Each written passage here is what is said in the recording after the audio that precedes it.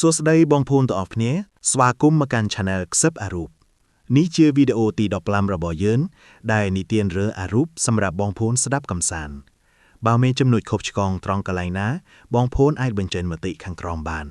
កុំភ្លេចចុច Like និងជាវដើម្បីទទួលបានវីដេអូរាល់ថ្ងៃតោះកុំឲ្យខាតពេលយូរចូលមកកាន់សាច់រឿងរបស់យើងនៅពាក់កណ្ដាលអាធ្រាត្រដងងងឹតស្លុបលើដងផ្លូវជាតិដែលសម្បូរទៅដោយព្រៃក្រាស់សំឡេងហ្វ្រាំងរថយន្តបន្លឺឡើងយ៉ាងខ្លាំងរថយន្តទំនើបមួយគ្រឿងបានបាត់បង់ម្ចាស់ការហើយជ្រុលទៅបុកដើមឈើធំនៅក្បែរចិញ្ចើមផ្លូវបណ្ដាលឲ្យក្រឡាប់ជាច្រើនត្រឡប់បរិយាកាសប្រែជាស្ងាត់ជ្រងំឮតែសំឡេងម៉ាស៊ីនដែលជិតរលត់និងផ្សែងហុយទ្រលោមម៉ៅដែលជាអ្នករត់ម៉ូតូឌុបម្នាក់កំពុងធ្វើដំណើរឆ្លងកាត់ទីនោះជំនួសឲ្យការទូរស័ព្ទហៅឡានពេទ្យម៉ៅបែរជាមានគំនិតអាក្រក់គេងាកឆ្វេងងាកស្ដាំឃើញគ្មានមនុស្សក៏ដើរទៅជិតរថយន្តដែលខ្ទេចនោះនៅខាងក្នុងគេឃើញស្ត្រីម្នាក់ដេកស្លាប់ក្នុងធ្លុកឈាមដៃរបស់នាងនៅពាក់កងដៃមាសធំនិងមានកាបូបយួរដៃមួយចំហាចោលម៉ៅមិនបង្អង់យូរគេលូកដៃទៅដោះយកកងដៃមាសនិងប្រមូលយកលុយក៏ដូចជាទូរស័ព្ទរបស់ជនរងគ្រោះរួចគេចខ្លួនបាត់សម្ៅដោយទុកឲ្យសាកសពដេកស្លាប់យ៉ាងអាណោចអាធំ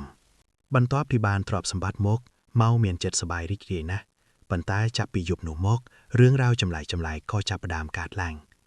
នៅពេលយប់ម៉ៅតែងតែឮសំឡេងជើងមនុស្សដើរជុំវិញផ្ទះនិងសំឡេងខ្សឹបសួរថា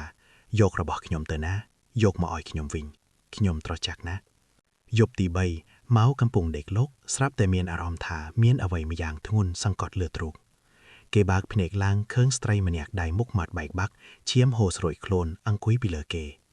នាងសម្លឹងមើលដៃរបស់ម៉ៅដែលកំពុងកាន់ទូរស័ព្ទរបស់នាងរួចសាទក៏កិច្ចតាំងទឹកភ្នែកឈាមម៉ៅខំរើបំរាស់ងើបឡើងទាំងភ័យស្លន់ស្លាស្ទុះរត់ទៅបន្ទប់ទឹកដើម្បីលាងមុខប៉ុន្តែនៅពេលដែលគេឆ្លុះកញ្ចប់គេមិនឃើញមុខខឿងឯងទេគេឃើញរូបរាងស្ត្រីរងគ្រោះនោះកំពុងឈរនៅពីក្រោយខ្នងគេរួចលក់ដៃមកច្បាច់កគេយឺតដៃរបស់នាងត្រជាក់ស្រៀបដោយទឹកកកម៉ៅព្យាយាមដោះកងមាសចេញពីហៅប៉ៅដើម្បីក្រវែងចោលប៉ុន្តែវត្ថុទាំងនោះហាក់ដូចជាជាប់ស្អិតនឹងសាច់របស់គេរាល់ពេលដែលម៉ៅដើរទៅណាក៏ដោយគេតែងតែឃើញសមៅស្ត្រីនោះតាមពីក្រោយជានិច្ចសូម្បីតែពេលគេញ៉ាំបាយគេឃើញឈាមស្រស់ហូរចេញពីចានបាយវិញ្ញាណសងសឹកនោះមិនបណ្ដោយឲ្យម៉ៅរស់នៅដោយសុខសាន្តឡើយនាងបានធ្វើឲ្យម៉ៅមានអារម្មណ៍ថាខ្លួនគេកំពុងស្ថិតកន្ហេតុការគ្រោះថ្នាក់ចរាចរណ៍នោះម្ដងហើយម្ដងទៀត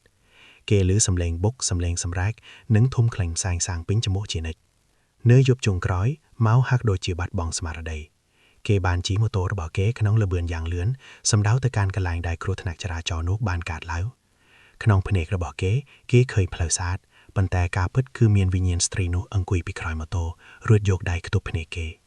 មួយរំពាក្រោយមកម៉ៅបានបុកនឹងដើមឈើដដែលដែលស្ត្រីនោះបានស្លាប់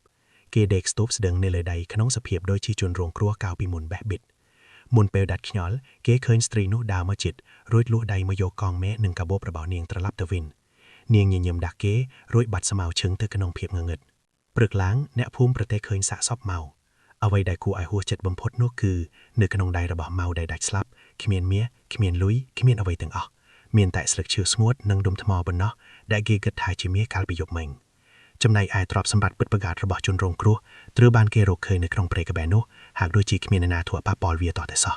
សាច់រឿងរបស់យើងថ្ងៃនេះមានតែប៉ុណ្្នឹងសម្រាប់ថ្ងៃនេះអរគុណដល់បងប្អូនដែលបានតាមដានស្ដាប់ពីដើមរហូតដល់ចប់ជួបគ្នានៅវីដេអូថ្ងៃស្អែកសូមអរគុណសូមជម្រាបលា